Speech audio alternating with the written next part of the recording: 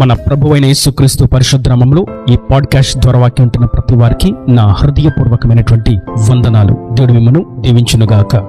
యోహాను సువార్త 21వ అధ్యాయము 15వ వచనం. వారు భోజనము చేసిన తర్వాత యేసు సీమోను పేతురును చూచి, యోహాను కుమారుడైన సీమోను, వీరికంటే నీవు నన్ను ఎక్కువగా ప్రేమించుచున్నావా అని అడుగగా, అతడు, అవును ప్రభువా, నేను నిన్ను ప్రేమించుచున్నానని నీవే ఎరుగుదువని ఆయనతో చెప్పాను. మరలా ఆయన, యోహాను కుమారుడైన సీమోను, నన్ను ప్రేమించుచున్నావా అని రెండవసారి అతనిని అడుగగా, మూడవసారి ఆయన, యోహాను కుమారుడైన సీమోను, నన్ను ప్రేమించుచున్నావా అని అతనిని అడిగాను. చదివినటువంటి వాక్య భాగంలో మనం ఒక ప్రాముఖ్యమైనటువంటి విషయాన్ని చూస్తున్నాం. ప్రభువు సీమోనును మాత్రమే ప్రాముఖ్యమైనటువంటి ప్రశ్నను వేస్తూ ఉన్నారు. శ్రేష్టమైనటువంటి ప్రశ్నను అడుగుతూ ఉన్నారు.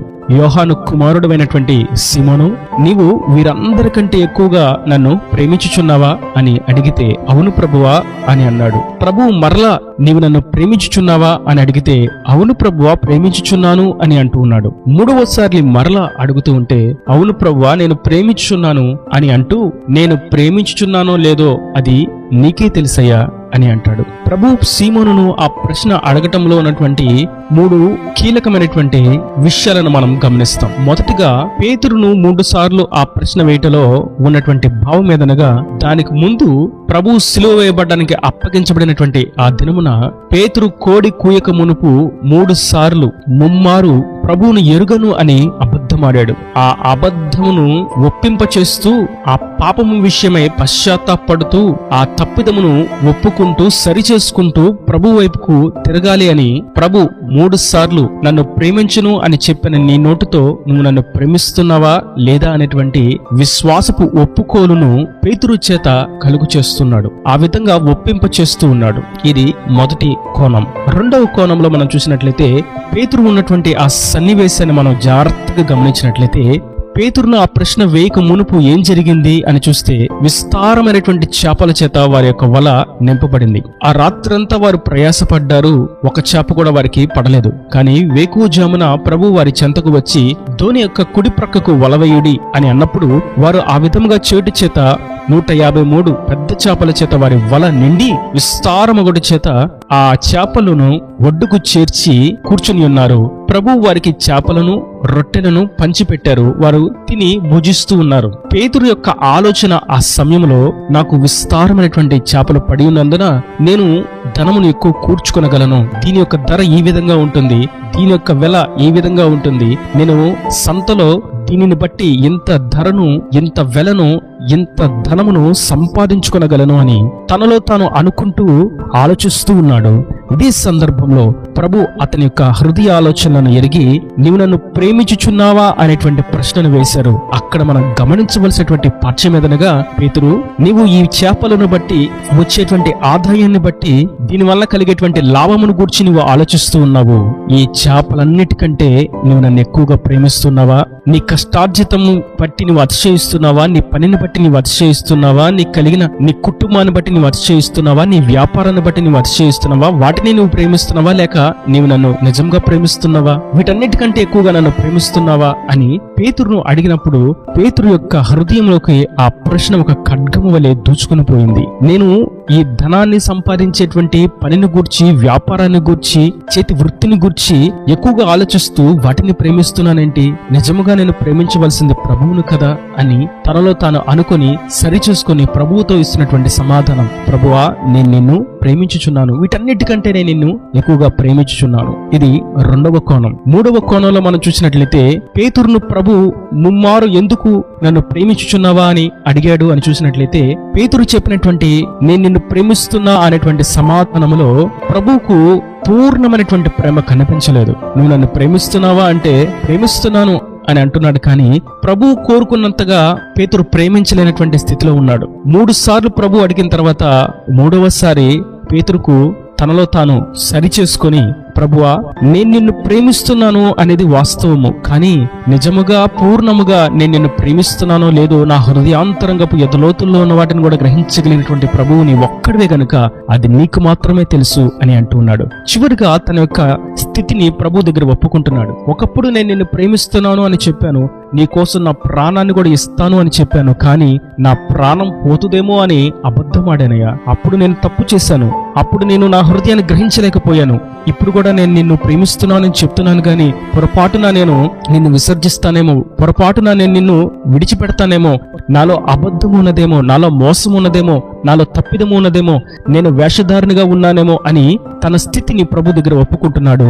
ప్రభువా, నేను నిన్ను ప్రేమిస్తున్నానో లేదో నీకే తెలియనయ్యా. ఇప్పటికైనా నేను నిన్ను నిజముగా ప్రేమించేటువంటి మనసును నాకు దయచేవా అని తన స్థితిని యథార్థంగా ఒప్పుకున్నాడు. ఆ తదుపరి ఏం జరిగింది? ప్రభు పేతురు మీద కలిగినటువంటి ప్రణాళికను, సంకల్పాన్ని గుర్తు చేస్తూ నా గొర్రెలను మేపుము, నా గొర్రెలను కాయుము అని సేవ భారాన్ని పేతురు మీద పెడుతున్నారు. నేటి వాక్యం వింటున్నటువంటి నా ప్రియ సహోదరులారా, ప్రభు మన కొరకు ఎన్నో ఆశీర్వాదాలను దాచి ఉంచాడు, ఎంతో సంకల్పం కలిగి ఉన్నాడు, ఆయనకు ఉన్నతమైనటువంటి ప్రణాళికను మన మీద ఉంచి ఉన్నాడు. అయితే దానిని మనం గుర్తించక ప్రభువును విసర్జించి ధనము కొరకు, వృత్తి కొరకు, వ్యాపారం కొరకు, కుటుంబం కొరకు, ఆరోగ్యము కొరకు, సంపాదన కొరకు, పేరు ప్రఖ్యాతల కొరకు, అధికారాల కొరకు, లోక ఇచ్చల కొరకు పరిగెడుతూ ఉంటే ప్రభు అడుగుతున్నారు, నీవు నన్ను ప్రేమిస్తూ ఉన్నట్లయితే నేను నీ కొరకు దాచి ఉంచినటువంటి ఆ సంపదను, ఆ ఆశీర్వాదాన్ని, ఆ దీవెనను నీకు అనుగ్రహిస్తాను. నేడు మనం ఈ విషయంలో గ్రహించవలసినటువంటి అతి ప్రాముఖ్యమైనటువంటి విషయం, మనం మనకు కలిగినటువంటి దాని గురించి అతిశయించక, వాటిని ప్రేమించక, దానిని ఇచ్చిన ప్రభువు మీద మనం ప్రేమ కలిగి ఉండాలి, దృష్టి సారించాలి. ఆయన కొరకు సమస్తం విడిచిపెట్టాలి, కానీ ఆయనను విడిచి సమస్తం కొరకు మనం పరిగెత్తకూడదు. ఒకడు లోకమంతా సంపాదించి, ప్రపంచమంతా సంపాదించుకొని, తనకు సమృద్ధిని కూర్చుకొని ఉన్న తర్వాత తన ప్రాణమును పోగొట్టుకుంటే అతనికి ఎటువంటి ఉపయోగము, లబ్ధి, దీవెన దక్కదు. అందుకే ప్రభు మరలా గుర్తు చేస్తున్నాడు. పేతురు యొక్క పశ్చాత్తాపం తర్వాత, పేతురు యొక్క బలిపీఠము మరలా తిరిగి ప్రభువులో కట్టబడిన తర్వాత గుర్తు చేస్తున్నారు, నీవు నన్ను మాత్రమే ప్రేమించు, లోకాన్ని ప్రేమించుకు, సంపదను ప్రేమించుకు, నీకు కలిగినటువంటి పనిని నీవు ప్రేమించుకు, నీకు కలిగినటువంటి సంపదను, వ్యాపారాన్ని నీవు ప్రేమించుకు, నీ కుటుంబాన్ని ప్రేమించుకు, నీ బాంధవ్యాన్ని ప్రేమించుకు, నన్ను ప్రేమించు. అది కూడా స్నేహితులను ప్రేమించేటువంటి ప్రేమ కాదు, స్త్రీ పురుషుల మధ్య ఉండేటువంటి ప్రేమ కాదు, తల్లి బిడ్డను ప్రేమించేటువంటి ప్రేమ కాదు, ఈ స్టార్జే అనేటువంటి ప్రేమ, ఈ ఫిలియా అనేటువంటి ప్రేమ, ఈ ఎరోస్ అనేటువంటి ప్రేమ, ఇటువంటి ప్రేమ కాదు. నేను నిన్ను ప్రేమించినట్లుగా నీవు నన్ను ప్రేమించు, నేను నిన్ను అగాపే అనేటువంటి అనంతమైనటువంటి, శ్రేష్టమైనటువంటి, అతి శ్రేష్టమైనటువంటి, సర్వశ్రేష్టమైనటువంటి ప్రేమతో నిన్ను ప్రేమిస్తూ ఉన్నాను. నీ కొరకు నా ప్రాణాన్ని సైతం అర్పించాను. నీవు కూడా నన్ను అదే విధంగా పూర్ణ హృదయముతో ప్రేమించు. నేను నిన్ను కోరుకుంటుంది అదే, నేను ఇచ్చేటువంటి ఆజ్ఞ కూడా అదే. నీవు నన్ను పూర్ణ హృదయముతో ప్రేమించాలి. దేవునిని పూర్ణ హృదయముతో ప్రేమించడం అనేది మొట్టమొదటి ఆజ్ఞ. తన తోటి వారిని ప్రేమించడం అనేది రెండవ ఆజ్ఞ. వీటిని బట్టి నువ్వు ముందుకు సాగాలని ప్రభు నాడు పేతురుతో సెలవిచ్చినట్లుగా నేడు మనతోనూ సెలవిస్తున్నారు. నేడు మనము సైతం ఆయన ప్రశ్నను, ఆ ప్రశ్నలో ఉన్నటువంటి భావమును గుర్తించిన వారముగా ప్రభువును ప్రేమించేటువంటి స్థితిలో ఒక ఉన్నతమైనటువంటి స్థాయికి మనం చేరునట్లుగా మనలను మనం సరిచేసుకుంటూ ఆయనకు సమర్పించుకుందాం. ఇప్పటి వరకు మనకు కలిగినటువంటి స్థితిని బట్టి, పరిస్థితిని బట్టి, ప్రతికూలమైనటువంటి సమయాన్ని బట్టి ప్రభువు నాకు తెలీదు అనేటువంటి భావనతో పాపాన్ని చేయడానికి అడుగు వేసి ఉన్నామేమో. దానిని మనం సరి చేసుకుంటూ ప్రభు యొద్దకు తిరిగి చేరాలి. ఎక్కడెక్కడ మనం తప్పు చేసామో, ఎక్కడెక్కడ ప్రభువుని ఎరుగము అని ఒప్పుకున్నామో, ఎక్కడెక్కడ ప్రభువుని విసర్జించి పాపాన్ని చేశామో, ఆ ప్రతి పరిస్థితిని ప్రభు దగ్గర ఒప్పుకోవాలి. రెండవదిగా, మనకు ప్రభు ఇచ్చినటువంటి ఆ ఆశీర్వాదాన్ని, దీవెనను, ఉద్యోగాన్ని, వ్యాపారాన్ని, సంపదను, సంతతిని, కుటుంబాన్ని, వీటిని బట్టి అతిశయిస్తూ వాటిని ప్రేమిస్తూ నిలిచిపోక వాటికంటే ఎక్కువగా మనం ప్రభువును ప్రేమించాలి. మూడవదిగా, మనం ప్రభువును పూర్ణ హృదయముతో ప్రేమించాలి. పాపాన్ని ఒప్పుకొని ప్రేమించాలి.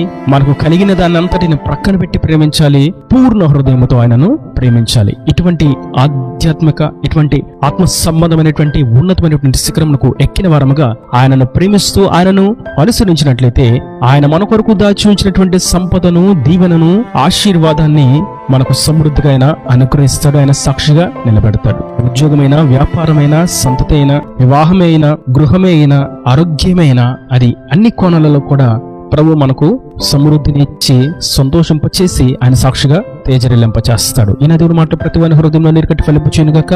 ఆమేన్. God bless you. తలల వంచి కన్నులు మూసినట్లయితే మీ కొరకు చిన్న ప్రార్థన. ప్రేమ స్వరూపి కరుణ కటాక్షముల నా తండ్రి, నా ప్రభు, ఈ వాక్యం ప్రతి వారిని మీరు నిండాలని దీవించండి, ఆశీర్వదించండి. పేతురును నీవు ముమ్మారు ప్రేమిస్తున్నావా అని అడగడంలో ఉన్నటువంటి లోతైనటువంటి అంశములను మేము ధ్యానించడానికి మీరు సహాయం అనుగ్రహించారు. ఈ వాక్యాన్ని ప్రతి వారికి మీదట ఎక్కడెక్కడ నిన్ను ఎరుగనని అబద్ధమాడి ఉన్నారో వాటిని సరిచేసుకుంటూ వారికి కలిగిన దాన్ని బట్టి అతిశయ చేస్తూ నిన్ను విసర్జించి ఉన్నారో దానిని విసర్జించి నిన్ను ప్రేమిస్తూ పూర్ణమైనటువంటి అగాపే ప్రేమతో నిన్ను ప్రేమించినట్లుగా సహాయం అనుగ్రహించండి. ఇంకా వారి ప్రతి అవసరతను అక్కర్ను నీ మహిమాశ్వర్లో తీర్చి నీ రాకడ రాజ్యం సిద్ధపరచమని యేసు పరిశుద్ధ నామమున ప్రార్థించి వేడుకుంటున్నాను తండ్రి. ఆమేన్, ఆమేన్.